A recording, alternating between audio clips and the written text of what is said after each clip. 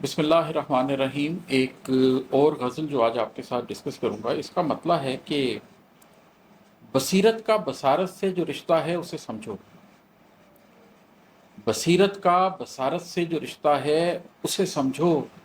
जो रमज़े हाल खिज़र वक्त कहता है उसे समझो। जो इस शेर की मुकम्मल गहराई जानना चाहते हैं उनके लिए तो अर्ज़ है कि मैं अपनी एक नज़्म जिसका उन्वान खिज़र है वो इंशाअल्लाह ताला कल रिकॉर्ड करवाऊँगा। तो उस नज़्म के अंदर मैं बहुत तफ़सील से बात करूँगा कि इस बात का मानी क्या है, वो उस नज़्म को सुन लें। लेकिन जो लोग वो पूरी बात नहीं सुन सकते उनके लिए मैं इसमें मुख्तसरन इस शेर के मानी बयान कर देता हूँ। पहली चीज़ तो ये कि इस शेर में मैंने खिज़र का लफ्ज़ बांधा है। जो नज़्म है उसमें इसको खिज़र के तौर पर बांधा है। ये दोनों ही मुस्तामिल हैं, दोनों ही दुरुस्त हैं। खिज़र भी कहा जा सकता है और खिज़र भी कहा जा सकता है। इसके मानी तो हरा के हैं, सब्ज़ के हैं, लेकिन यहाँ पर हम खिज़र अलैहिस्सलाम की निस्बत से इसकी बात कर रहे हैं। तो ये शेर ये कह रहा है कि बसीरत और बसारत का एक रिश्ता होता है। बसारत आपके देखने के अमल को कहते हैं, आपकी आँख को कह सकते हैं। जो आप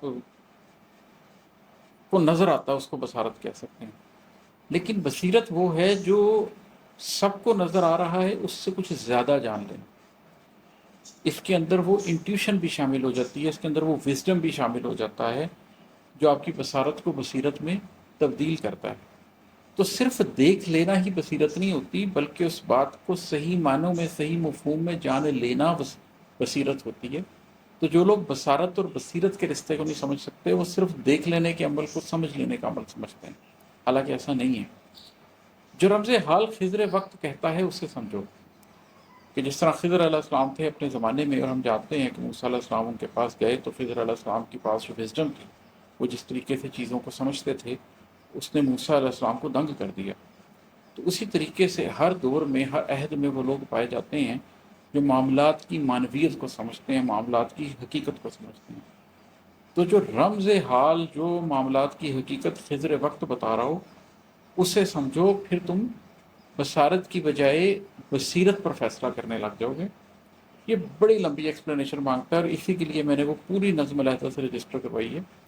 अगर आप में से कोई भी सुनना चाहता हो तो प्लीज़ उस नज़्म को सुना, उसमें मैं इस मौजू पर तफसीली बात करूँगा।